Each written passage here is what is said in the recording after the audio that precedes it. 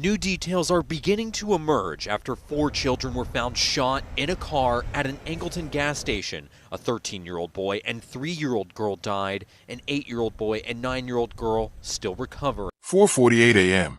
A mother calls 911 and says 5 words that will haunt you. I shot my 4 children. Not someone shot my kids. Not there's been an accident. She tells dispatchers she's the one who pulled the trigger, and she's waiting for them at a gas station like she just ordered a coffee. When deputies race to that Shell station in Angleton, Texas, they find Oninda Romelus standing outside her car, calm as you please. Inside that vehicle, 4 children bleeding out from gunshot wounds. Her 13-year-old son and 3-year-old daughter are already dead. 2 other kids, 8 and 9 years old, are gasping for air, fighting to stay alive after their own mother tried to execute them. But here's the part that'll make your blood run cold. This psychopath had practiced manipulating people on camera. 3 years before she became a child killer, she was on national television playing mind games with 2 different men, lying about who fathered her son. The same son she just murdered in cold blood. That reality show appearance? It was like watching a serial manipulator in training. She had 2 men convinced they were the father, played them against each other, lied to their faces, and when the DNA results came back, neither one was the dad. She'd been sleeping with a 3rd man she never even mentioned. The judge saw right through her games and told her to stop thinking about herself. Guess what? She didn't listen. Here's what really gets me. When police searched her house after the murders, they found 31 stolen Social Security cards and 33 fake IDs. This woman was running a full-scale identity theft operation while raising 4 children. She was living multiple lives, stealing from innocent people, and her kids were just collateral damage in her world of lies. Now, before I tell you exactly how this monster went from reality TV manipulator to child murderer, I need to separate the real ones from the tourists.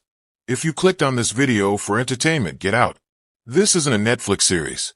These were real children with real dreams who died terrified and confused, wondering why mommy was pointing a gun at them. But if you're here because you actually give a damn about protecting kids, prove it. Subscribe and tell me in the comments which warning sign we ignored that could have saved these babies. Because I guarantee you, there were red flags everywhere. And if you're one of those people who watches these videos but won't subscribe, explain yourself. Tell me why you think you deserve free content about murdered children, but can't be bothered to hit a button. Because your apathy is exactly why monsters like Oninda keep getting away with it until it's too late. Let me take you back to 2021, when Oninda Romelus walked into a paternity court studio with one mission: figure out who fathered her 18-month-old son, Ocario. But this wasn't some confused young mother seeking answers. This was a masterclass in psychological manipulation, and 2 men were about to get destroyed on national television. Meet Dwayne Seymour, her fiancé of 4 years. This man was so committed to Oninda that he proposed with his mother's ring. His mother's ring. He was at doctor's appointments, changing diapers, playing daddy to a child he believed was his. He'd invested 4 years of his life, his emotions, his future into this woman and this baby. Then there's Jeremy Covington, who Oninda called a mutual friend. But Jeremy wasn't just some side piece. This man was buying clothes, diapers, shoes for Ocario. He was keeping the baby for weeks at a time. His mother had welcomed Oninda into their family, showering her with gifts when Ocario was born.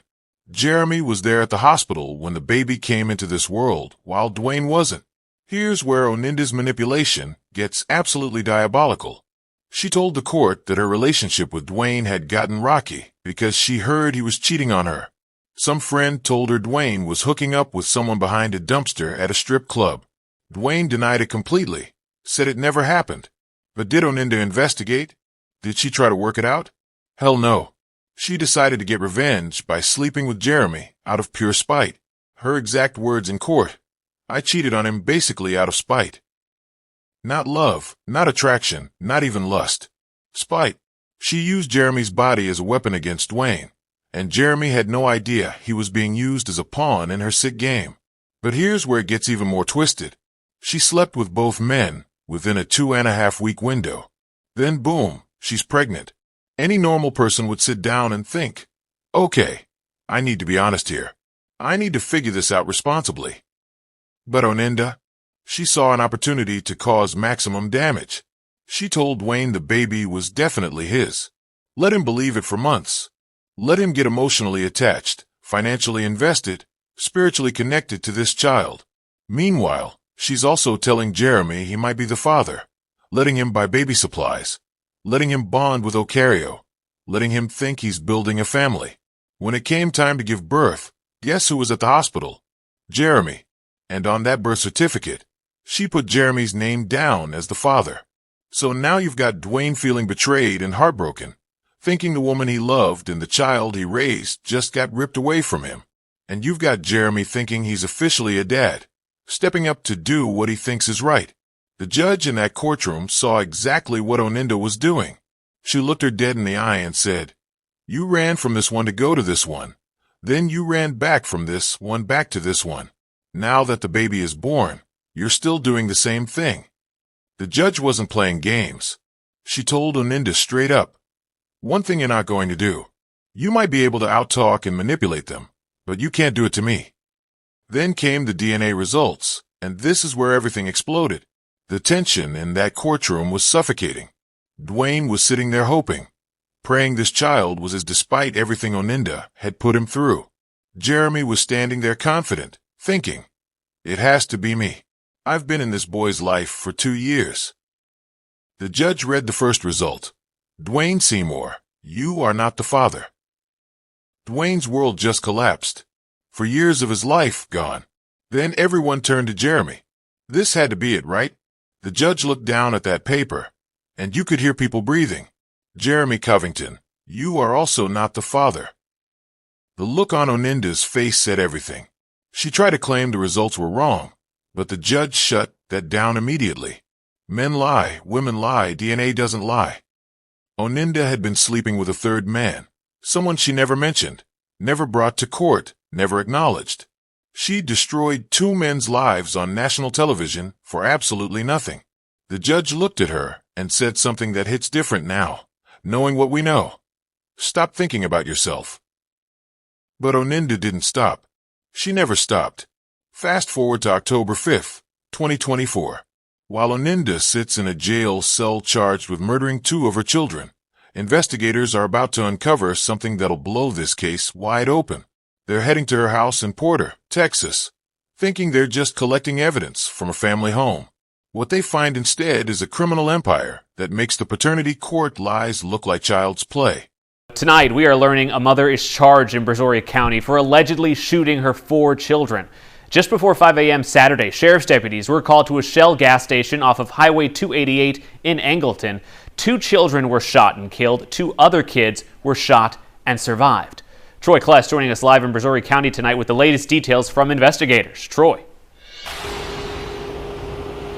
Yeah, Marcelino, the sheriff, called this an unthinkable tragedy as right now, as you mentioned, the suspect, a mom, is in jail accused of shooting and killing 2 of her kids and injuring 2 others. Now today, we learned some additional details about that shooting. Deputies say at 4:48 a.m., the mom identified as 31-year-old Oninda Romelus pulled into the Shell gas station off of Highway 288. When deputies responded, they began life-saving measures on the victims. The sheriff's office also saying today that the victims who died are a 13-year-old boy and a 3-year-old girl. The surviving victims are an 8-year-old boy and a 9-year-old girl who are now in stable condition. The sheriff's office has not said where and when the gunshots were fired. Brazoria County Sheriff Bo Stallman spoke at a news conference this afternoon. We believe that the evidence shows that this tragedy has occurred inside of the vehicle and that Romelus, the mother of the children, is the shooter. At 4:48 a.m. yesterday, Romelus called the Brazoria County Sheriff's Office. Sheriff Stallman confirms the Montgomery County Sheriff's Office assisted in their investigation and searched Romelus's home in Porter.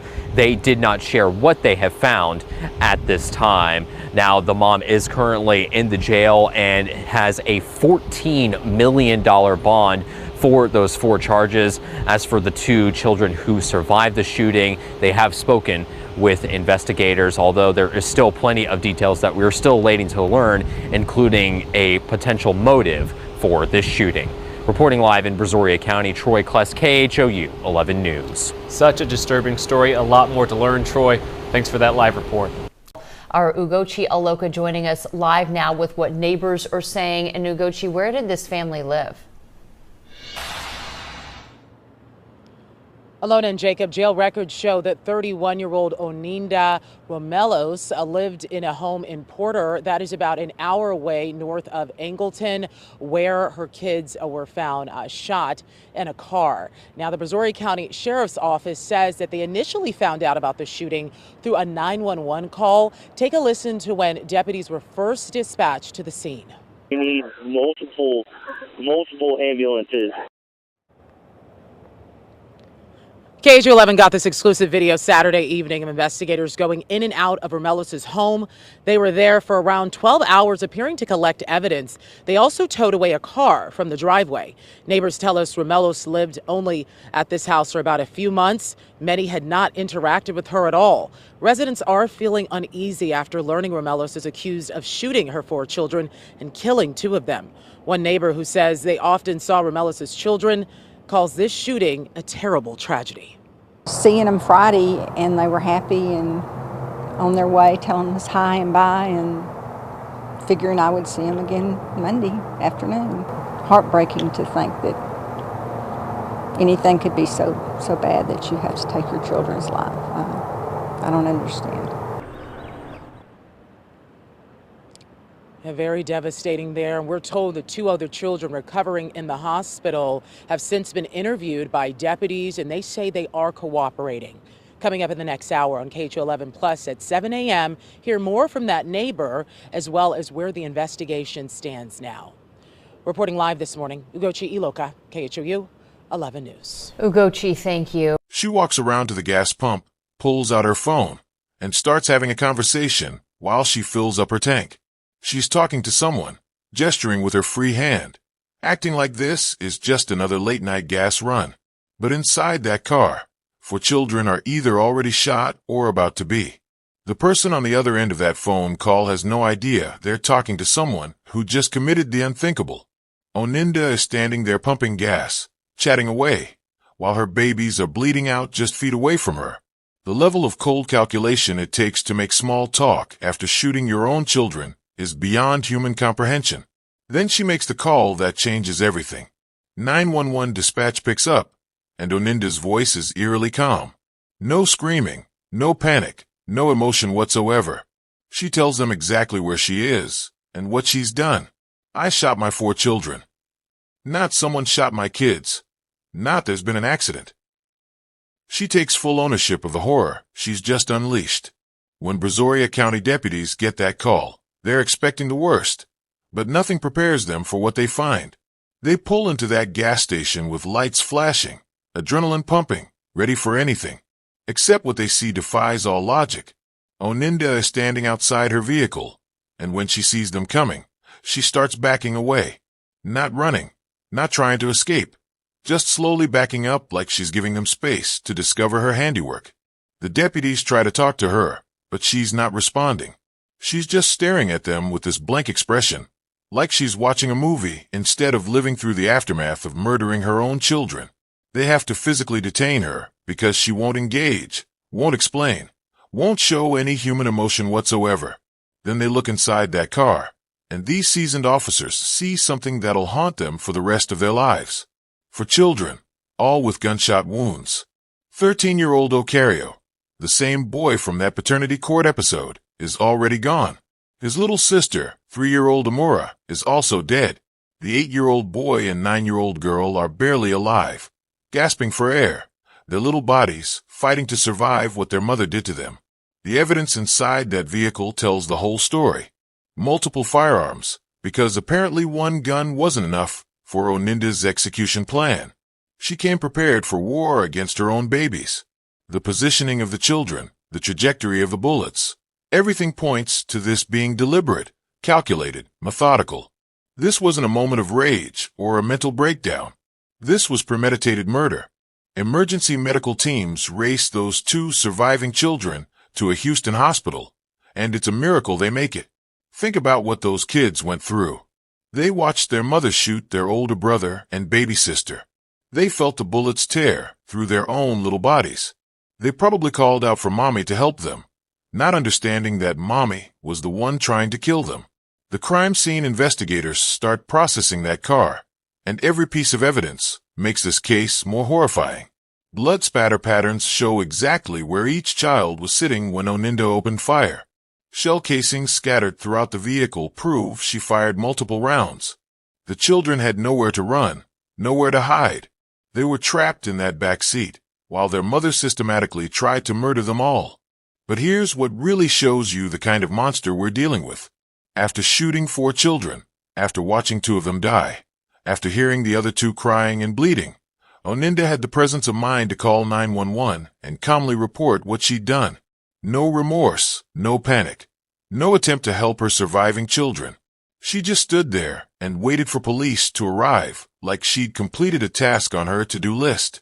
The surveillance footage from that gas station is going to be played in courtrooms, shown to juries, analyzed by experts trying to understand how a human being becomes capable of this level of evil. But no amount of analysis will ever explain how a mother looks at her sleeping children and decides they need to die. No psychological profile will ever make sense of pumping gas and making phone calls while your babies bleed out in the back seat. Those deputies who responded to that call, the paramedics who tried to save those children, the hospital staff who fought to keep 2 kids alive, they're all victims of Oninda's evil too. They'll carry the images of what she did for the rest of their lives, and nothing will ever be the same. Back at the Brazoria County Sheriff's Office, investigators are about to sit down with a woman who just murdered 2 of her own children. They're expecting tears, remorse, maybe a breakdown, some kind of human emotion. What they get instead is something so disturbing, so completely detached from reality, that seasoned detectives will question everything they thought they knew about evil. They put Oninda in the back of that patrol car first, and she's not making any sense. The deputy tries to talk to her, asks basic questions, and her responses are completely disconnected from what just happened. She keeps saying she's ready to work, like she just clocked in for a shift instead of executing her children. The officer is looking at her like she's speaking a foreign language, because nothing coming out of her mouth relates to the horror she just committed. When they get her to the station, the real interrogation begins. The investigator sits across from this woman who smells like gunpowder and her children's blood, and he asks the most basic question. Why did you call 911? Oninda looks at him and says she can't talk about it. Can't talk about it. Like it's some embarrassing secret, instead of the murder of 2 innocent babies. But the investigator keeps pushing, and that's when Oninda drops the line that'll make your skin crawl. Instead of them doing it to me, I'm gonna do it to them. The investigator asks what she means by do what, and without missing a beat she says, kill them all. Kill them all. She's talking about her own children, like they were enemies in some war that only existed in her twisted mind. Then it gets even more disturbing. The investigator asks her again why she called 911, and Oninda says she didn't call 911. She called the devil. Think about that for a second. In her mind, she wasn't calling for help or turning herself in. She was reporting to Satan himself, like she'd just completed some demonic assignment. The investigator tries a different approach. He asks if she has any children, and she gives this casual, like she's trying to remember if she left the stove on. When he asks how many kids she has, she rattles off their names and ages like she's reading from a grocery list. Ocario 13, Amora 3, the 8-year-old boy, the 9-year-old girl. No emotion, no recognition that 2 of these children are dead because of her. Then comes the question that reveals just how far gone she really is. Where are your children? And Oninda, sitting there covered in their blood, says they're with the devil. The investigator asks what she means, and she says, they're dead. Just like that. Matter of fact. Clinical. Like she's discussing the weather instead of the murder of her own babies. But the most chilling part comes next. Tonight, we're uncovering disturbing new details about a mother accused of shooting her 4 children, killing 2 of them. This is 31-year-old Oninda Romelus, seen here in a 2022 mugshot from Georgia when she was arrested on drug charges. We're also learning Child Protective Services had previously been called to her home, but details of that case remain unclear. Troy Kless has been following all of this since the weekend, and he spoke with the suspect's father earlier today. He's in Angleton for us tonight. Troy? We've been working to learn more about Romelus, who is in jail, and any motive for the shooting. Meanwhile, in newly obtained court documents, we're learning about what Romelus told investigators after she was arrested, but a motive for the shooting is still unclear.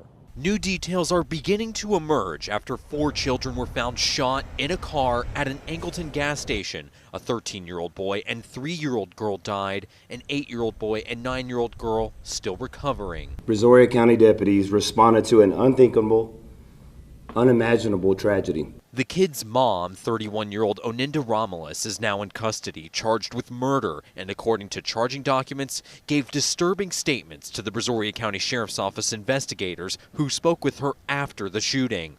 Court documents obtained by KHOU 11 share Romelus told investigators her children were with the devil. According to the affidavit, law enforcement says surveillance video shows Romelus drove to this gas station off Highway 288 in Angleton, where she called 911. When asked during her interview why she called authorities, Romelus told investigators, quote, "Instead of them doing it to me, I'm going to do it to them," and continued saying, "Kill them all." Romelus lived at this home in Porter for just a few months with her 4 children, identified in court documents as Ocario Covington, Amora Chappelle, Kylie Romelus, and Traviel Downer. Neighbors telling our Orco Manna the children were happy and they saw them just a few days ago. He always waves and we tell him hi, and they come back by, and I have a little Yorkie, and sometimes she'll stop and ask if she can pet the puppy. Just seeing them Friday, and they were happy and on their way, telling us hi and bye, and figuring I would see them again Monday. The home is in the New Caney ISD. We reached out to the district asking if the kids attend school, and they replied stating while they're deeply saddened, out of respect for the investigation, the district wouldn't provide information about the individuals or their connection to our schools. Meanwhile, today, Romelus's dad told me on the phone from his home in Georgia he's trying to understand what happened. Romelus is still being held on a $14 million bond. The surviving children are still recovering in the hospital. Troy Kless, KHOU 11 News. Such a tragic case with so many questions. Troy Kless with what we do know tonight. Appreciate you. When the investigator asks what she means by saying they're dead, Oninda delivers a line that shows the true depth of her evil. "'Cause you can't take me without me taking you." This wasn't a mental breakdown. This wasn't postpartum psychosis or some temporary insanity.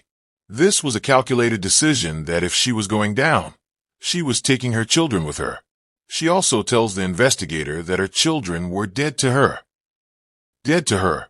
These weren't just words spoken in anger or confusion. This was her genuine belief. In her mind, she'd already killed these children emotionally long before she pulled that trigger physically. They meant nothing to her. Less than nothing. The investigator is sitting across from someone who shows less emotion about murdering her children than most people show when their favorite TV show gets canceled. No tears, no regret, no recognition that she's destroyed the most precious things in her life. She's talking about dead babies like she's discussing a business transaction, and that level of detachment is what separates true monsters from the rest of humanity. Let's go back to that paternity court episode, because the judge in that courtroom saw something everyone else missed. While Dwayne and Jeremy were getting their hearts ripped out on national television, Judge Lauren Lake was watching Oninda's behavior and recognizing a pattern that would prove to be prophetic. She looked directly at this woman and said something that hits like a sledgehammer now. "Stop thinking about yourself." But Judge Lake didn't stop there. She saw how Oninda was manipulating both men, playing them against each other, using her child as a weapon in her sick games. The judge told her straight up, "You might be able to outtalk and manipulate them, but you can't do it to me." She recognized that Oninda was a master manipulator who saw people as objects to be used and discarded when they were no longer useful. Think about what the judge witnessed in that courtroom. Oninda had destroyed Dwayne's life by letting him believe, for 4 years, that Ocario was his son. She'd used Jeremy's body for revenge sex, then let him play daddy to a child that wasn't his either. She'd put Jeremy's name on the birth certificate, knowing full well there was a third man she'd never mentioned. The judge saw a woman who treated human beings like chess pieces in her personal game. The warning signs were flashing bright red even back then. Judge Lake called out Oninda's pattern of running from one man to another, never taking responsibility, always looking for someone else to blame or use. She told her to stop manipulating people and start thinking about what was best for her child. But Oninda didn't listen. She never listened. Fast forward to 2024, and we start seeing the escalation. Court records show Oninda had a criminal history in Georgia before moving to Texas. DUI charges, which means she was already putting lives at risk, including potentially her children's lives. She was making dangerous decisions, showing a pattern of reckless behavior that should have raised red flags with family courts. But somehow, she ended up with sole custody of all 5 children. How does a woman with a criminal background, a history of manipulation, and clear signs of instability get full custody? Where was the father of these children? Where were the family members who should have been protecting these babies? The system failed at every single level. And then there's her social media presence, which tells its own disturbing story. Just months before the murders, Oninda was posting on Instagram about being a devoted mother. Pictures of her children, captions about how much she loved being their mom. But mixed in with those posts were hints of her true mindset. Mama got to have a life too, she wrote in one post, like her children were obstacles to her happiness instead of blessings to be protected. The identity theft operation she was running shows another layer of her pattern. This wasn't someone who snapped one day and made a terrible decision. This was a woman who'd been systematically destroying lives for years. 31 stolen Social Security cards means 31 families whose lives she'd ruined. She was comfortable with causing pain and suffering to innocent people long before she turned that evil on her own children. Look at the progression. First, she manipulates 2 men on national television, using her child as a pawn. Then she moves to Texas and starts stealing identities, destroying strangers' financial lives. She gets sole custody of 5 children while running a criminal enterprise from her family home. And finally, she decides that if she's going down, she's taking her babies with her. Judge Lake saw it coming 3 years ago. She recognized that Oninda was someone who would always put herself first, no matter who got hurt. She warned her to stop thinking about herself and start considering others. But narcissists like Oninda don't change. They just find new victims, and tragically, her own children became the ultimate targets of her selfishness. Right now, as I'm recording this, 2 children are lying in hospital beds in Houston, trying to heal from wounds their own mother inflicted. The 8-year-old boy and 9-year-old girl who survived Oninda's execution attempt are in stable condition, but stable doesn't mean okay. These babies watched their mother shoot their 13-year-old brother and 3-year-old sister to death. They felt bullets tear through their own little bodies. They're going to carry those scars, physical and emotional, for the rest of their lives. Think about what these surviving children are going through right now. They're old enough to understand that mommy tried to kill them. They're old enough to know that Ocario and Amura aren't coming back. They're old enough to realize that the person who was supposed to protect them from monsters was the monster. How do you explain that to a child? How do you help them trust anyone ever again? Child Protective Services is working overtime to figure out what happens next for these kids. They need families who understand trauma, who can help them process the unthinkable. But here's the reality. There aren't enough resources. There aren't enough qualified foster families, and there definitely isn't enough funding to give these children the intensive therapy they're going to need for years to come. The state of Texas made sure Oninda isn't going anywhere. $14 million bond. That's the court's way of saying this woman will never see the outside of a jail cell again. 2 counts of murder, 2 counts of aggravated assault with a deadly weapon. If Texas has its way, and they should, Oninda will spend the rest of her miserable life behind bars thinking about what she did to those innocent babies. But let's talk about the ripple effects nobody mentions. The first responders who found those children bleeding in that car, They're going to need therapy too. The paramedics who fought to save Ocario and Amura, knowing they were losing the battle, they'll replay those moments forever. The hospital staff who worked on those surviving children, they've seen evil up close and personal. The neighbors who watched those kids playing with that Yorkie just hours before they were shot, they're questioning everything they thought they knew about recognizing danger. The community of Porter, Texas, is shattered. Parents are holding their children tighter, wondering how they missed the signs. Neighbors are replaying every interaction they had with Oninda, looking for clues they should have caught. The reality is, monsters don't always look like monsters. Sometimes they look like single mothers struggling to make ends meet. Sometimes they wave at you from their front porch while their children play in the yard. And that missing 17-year-old? Still unaccounted for. One more child whose life has been destroyed by a mother who cared more about her criminal schemes than her own flesh and blood. Where is this teenager now? Are they safe? Are they even alive? The fact that we don't know adds another layer of horror to this already unthinkable case. Here's what we could have done differently. That judge on paternity court saw the warning signs 3 years ago. She told Oninda to stop thinking about herself, recognize the manipulation, called out the pattern of using people and discarding them.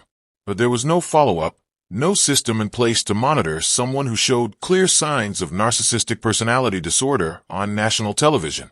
The criminal history in Georgia should have been a red flag when Oninda applied for sole custody in Texas.